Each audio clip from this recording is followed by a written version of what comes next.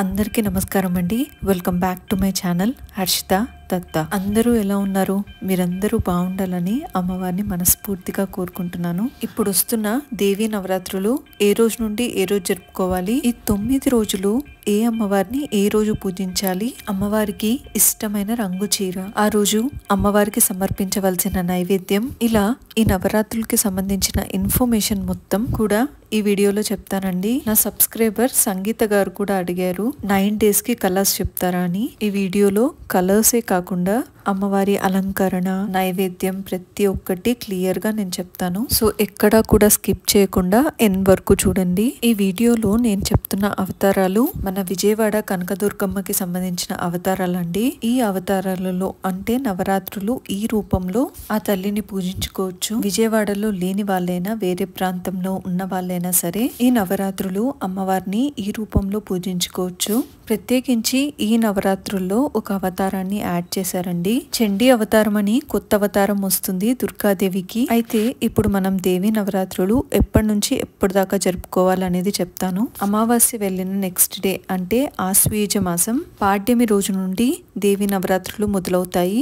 శుద్ధ పాడ్యమి రోజు మొదటి రోజు అవతారం అండి. సో పాడ్యమి నుంచి నవమి వరకు అమ్మవారు 10 రకాల అలంకారాలతో మనకి దర్శనమిస్తారు. ఈ నవరాత్రుల్లో దుర్గాదేవిని ఏ రోజు ఏ రూపంలో పూజించాలో ఇప్పుడు తెలుసుకుందాం. మొదటి రోజు మనకి అమ్మవారు బాలా త్రిపుర సుందరి దేవిగా ఆరెంజ్ కలర్ చీరలో దర్శనమిస్తారు. నైవేద్యం తీపి బూంది శనగలు. ఇవి పాడ్యమి రోజు మొదటి రోజు కాబట్టి కలశ స్థాపన కానీ అఖండ దీపం కానీ పీఠం ఏర్పాటు చేసుకోవాలనుకున్న వాళ్ళు కానీ ఈ రోజే ఏర్పాటు చేసుకుంటారండి. మొదటి రోజు అన్ని అరేంజ్ చేసుకోవాలి కాబట్టి పూజకు కొంచెం ఎక్కువ సమయమే పడుతుంది. సో కొంచెం లేట్ అయినా పర్వాలేదు, అమ్మవారికి మనస్ఫూర్తిగా పూజ చేసుకోండి. మొదటి రోజు అమ్మవారిని బాలా త్రిపుర సుందరి దేవిగా పూజిస్తాం కాబట్టి చిన్న పిల్ల రూపంలో అమ్మవారిని ఆరాధించాలి. మీకు గనక వీలైతే మీ ఇంటి చుట్టుపక్కల ఉన్న ఒక చిన్న పాపను తీసుకొని వచ్చి అమ్మవారిగా భావించి ఆ పాపకి ఇష్టమైన వస్తువులు కొనిపెట్టి తను తినడానికి కూడా ఏవైనా ఇష్టమైనవి పెట్టి పంపించండి. ఇలా చేస్తే చాలా చాలా మంచిది.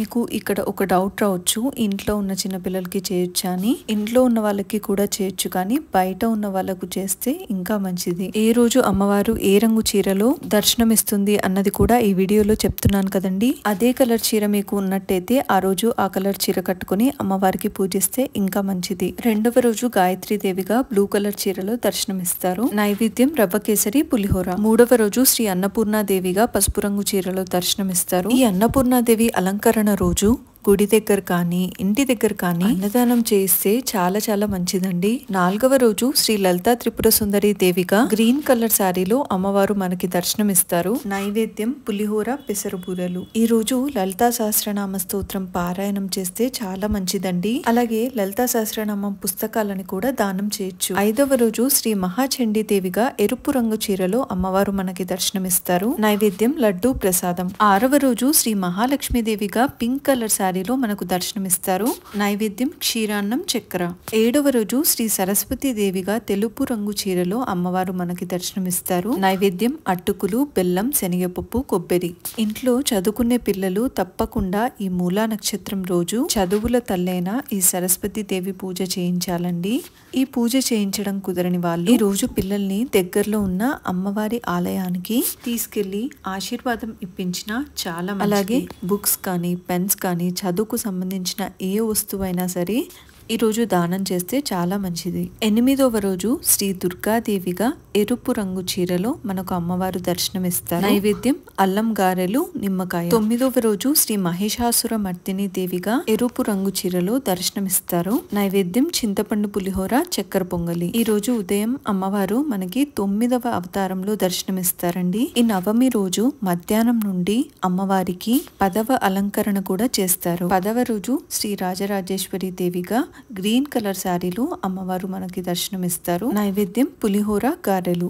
ఈ నవమి రోజు మధ్యాహ్నం నుండి మొదలైన రాజరాజేశ్వరి దేవి అవతారంలోనే అమ్మవారు 10వ రోజు కూడా దర్శనమిస్తారు. అంటే విజయదశమి రోజు కూడా అమ్మవారు ఇదే అలంకరణలో ఉంటారు. అదే ఇంట్లో నవరాత్రుల పూజ చేసుకునే వాళ్ళైతే నవమి రోజు మహిషాసుర మర్దిని దేవి రూపంలో అమ్మవారిని పూజించి సాయంత్రం రాజరాజేశ్వరి దేవిగా పూజించొచ్చు. ఒకవేళ సాయంత్రం మహానివేదన చేయడం కుదరదు అన్న వాళ్ళు దశమి రోజు అంటే 10వ రోజు ఉదయం రాజరాజేశ్వరి దేవిగా అమ్మవారిని పూజించి మహానివేదన చేయవచ్చు. మీరు ఈ వీడియోలో చూసిన అమ్మవారి నైవేద్యాలు, అమ్మవారికి కట్టే రంగు చీర, అలాగే అమ్మవారి అవతారాలు ఇవన్నీ మేము చేయలేము అనుకున్నా సరే మనస్ఫూర్తిగా భక్తితో అమ్మవారికి ఏదైతే సమర్పిస్తారో దానినే సమర్పించొచ్చండి. ఎన్ని రకాల పూలు ఉండాలన్న పని కూడా లేదు. మీ దగ్గర ఉన్న పూలతోనే అమ్మవారిని అలంకరించుకోవచ్చు. నైవేద్యం కూడా ప్రతిరోజు ఎన్ని రకాలు మేము పెట్టలేము, మాకు కుదరదు అనుకున్న వాళ్ళు మీకు తోచిన నైవేద్యం అమ్మవారికి తృప్తిగా పెట్టి విజయదశమి రోజు మాత్రం అమ్మవారికి మహానివేదన చూపించండి. ఎన్ని రకాలుగా పూలు తెచ్చి పెట్టలేము, ఎన్ని రకాలుగా నైవేద్యాలు చేయలేము, ఎన్ని రకాలుగా అమ్మవారిని అలంకరించుకోలేము అని చాలా మంది నవరాత్రుల పూజ చేయడమే మానుకుంటారు. అలా అస్సలు చేయకండి. మీరు భక్తి శ్రద్ధలతో అమ్మవారిని ఎంత భక్తితో పూజిస్తున్నారో అది మాత్రమే ఆ తల్లి చూస్తుంది. కాబట్టి మనకు ఉన్నంతలోనే అమ్మవారికి నైవేద్యాలు సమర్పించుకుంటూ మనస్ఫూర్తిగా భక్తి శ్రద్ధలతో ఆ దుర్గాదేవిని తప్పకుండా నవరాత్రుల్లో ప్రతి ఒక్కరు కూడా పూజ చేసుకోండి. ఒకవేళ మీకు ఎన్ని రూపాలలో అమ్మవారిని పూజించడం రాకపోయినా, అమ్మవారి స్తోత్రాలు చదవలేకపోయినా ఒక్క మంత్రంతోనే ఈ 9 రోజులు కూడా మీరు పూజ చేసుకోవచ్చండి. ఓం శ్రీ దుర్గాయే నమః లేదా ఓం శ్రీ మాత్రే నమః అనే మంత్రాలు చాలా శక్తివంతమైనవండి. ఆ ఒక్కటి చదువుకున్నా చాలు, ఆ అమ్మ యొక్క అనుగ్రహం తప్పకుండా మనకి కలుగుతుంది. సంవత్సరం మొత్తం పూజ చేసుకోవడానికి కుదరని వాళ్ళు ఈ 9 రోజులు నిష్టగా ఆ తల్లిని పూజించి చూడండి, మీకు మంచి ఫలితం కలుగుతుంది. దేవి నవరాత్రులు మీ అందరికీ ఈ వీడియో తప్పకుండా ఉపయోగపడుతుందనే ఉద్దేశంతో చేశాను. వీడియో నచ్చితే లైక్ చేయడం మర్చిపోకండి. ఈ ఇన్ఫర్మేషన్ మీకు ఉపయోగపడుతుంది అనుకుంటే తప్పకుండా మీ ఫ్రెండ్స్ అండ్ ఫ్యామిలీతో షేర్ చేయండి. అలాగే నా వీడియో ఫస్ట్ టైం చూస్తున్నట్టయితే సబ్స్క్రైబ్ చేయడం మర్చిపోకండి.